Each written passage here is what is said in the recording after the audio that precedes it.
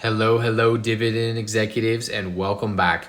It has been a month since we've jumped into the Purple Brick app and really looked at our income and how much it's changed, all the additions and purchases we've been making, what they've been doing for our dividends. And let's jump into it. Let's take a look at it. Last month, when we looked at this, we were at $325 of annual income. And as you can see, we are almost double that at $656.85 of annual projected income. And you may ask, well, how do we know what it's going to be annually? So what they do is they take the last dividend that was paid, and then they forecast that into the future, and that's how they come up with the annual dividend, both on an annual, quarterly, monthly, daily, and hourly. If you are new here, my goal for this channel is to get $100 a month in pure dividend income, and we are doing that through monthly dividend paying stocks and then a few quarterly dividend paying stocks as well. So you can see we are well on our way. Right now we are projected at the $54 a month. Our biggest payer actually, which is kind of crazy, is TSLY, and that is because they have insane premiums. We will see if that holds up. Last month they paid roughly around 80 cents. But we will see, 80 cents last month. We'll see if that holds up. So 80, 44, 83, 90, 90, $1. So this one pays crazy dividends. It is a covered call fund, options fund on Tesla. And we are just continuing to stock our shares there. One thing that we can note though is I have added a lot of funds to this account. It's sitting right around the $8,000. We have 17 holdings. One of those is actually cash. So let's break that down. The yield on cost, 7.25%. And the dividend yield is really high at the 8.56%. The backbone of our account, as you can see, is SCHD. That is the bread and butter of this account, $2,700 or 33% of the fund. And we have a lot of money in there because that is really the backbone. I want both dividends and growth. And I think SCHD provides the growth factor over a long term. And the stock has shown that over the last decade. So that is one of our biggest ones. The next biggest one, as you could have guessed, is VTI at the 9.4%. And then JEPQ, which is covering the NASDAQ 100 at 8.3%. And JEPI at 7.2%. So really on this top portion of the fund, we have 34% there. Yeah, really, the top 50% of my portfolio is pretty spread out in terms of diversity. And then all these little ones here, all these smaller ones here are going to be the higher risk, higher reward, higher monthly payment. And that's how we want to keep it, right? We want to keep the backbones and the overall exposure to the market in our biggest portion of the account. And then after that, we want to go for a little bit more of the higher fund names.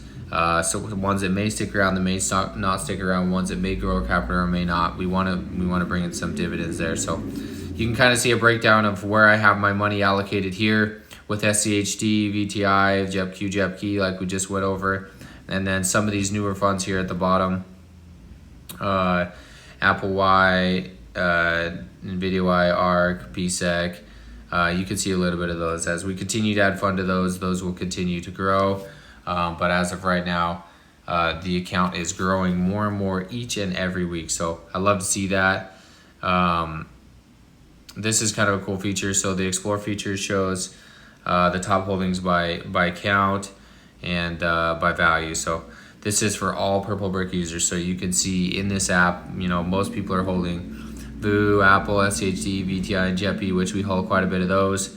And then by the count as well. So really excited to see that. And then if we jump back into here, so we're about halfway to our goal. As you saw, SCHD hit last month, and we got a big payment, or this month I should say. It's almost July. Hit this month, and we got a big payment. So that's exciting, and it continued to buy us more shares, and it will continue to do that each and every quarter. So let's jump into the monthly calendar, and let's look at July. Let's look at where our payments are coming. This is what's coming up. We are at the end of June here.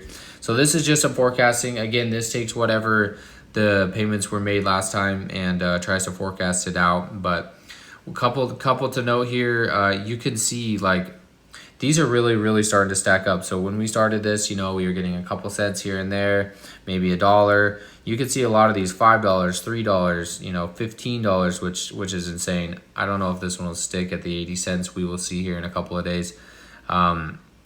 OR, this is going to be a high one, and then just $1, $2. So $44 is projected. And what's crazy about that is we don't have SCHD, which is our largest holding. That one only comes in quarterly, so we would have to go all the way out to should be this month, right? Yeah, we'd have to go all the way out to September, and that's forecasted at 72. So if we keep at it, honestly, by the time we get to September, we could potentially be at the $100 a month by September if we continue to add to our funds, which, as you know, we will. I try to keep it really simple here. I buy stocks each and every single week. Fridays is my favorite day to buy stocks, and I try to add anywhere between $200 and $500 a week. As of late, we bumped it up just a little bit more, just moving some money around and trying to get this closer to our goal, because we are halfway through 2023. My goal is by the end of 2023 to have this to $100 a month of passive income, dividend income. And the cool part about that is it will, once that money starts coming in, it's going to add to it. So if you think about it, if we're making $100 a month of dividend income, on average, we're adding $25 a week to our portfolio, and I'm not lifting a finger to do that. And that's really the power of what we're doing here. Once you start building these dividends, and these dividends start rolling in, they start buying shares themselves. You just up it every single time, and the dividend snowball gets bigger and bigger and bigger. And you can see that here. These may be small dollar amounts to some, they may be big dollar amounts to others. For me though, it's just staying consistent. That is what's going to make you win in the stock market over the long haul. You just got to stay consistent. You got to continually keep putting money into the stock market, continuing to buy stocks each and every week as much as you can. It could be $5, it could be $10, it could be $20.